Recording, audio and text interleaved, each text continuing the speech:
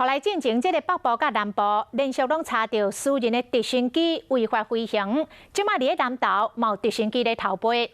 直升机的主人真可能是一个台商，伊甲直升机停伫咧一间铁皮工厂，工厂边仔的空地啊，甚至有停机坪。也毋过，民航局讲，看这个影片，无法度证实偷飞的直升机就是为遮起工的。若是查证属实，依法上当罚100万。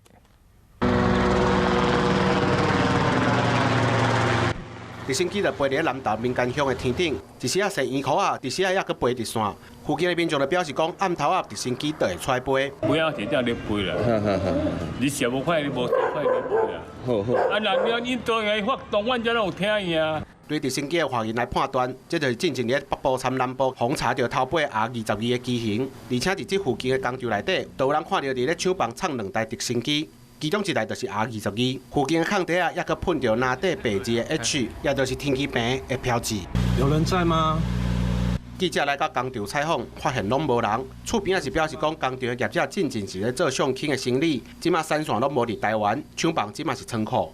民航法律规定，私人的直升机需要有人参飞行机的执照，若是违法来起工，会使处5档的徒刑，拘役也是100万以下的罚金。 民航警察地检署拢表示，已经有监控这2台伫咧南投的直升机，只要直升机的普鲁佩亚设叮当，就算违法。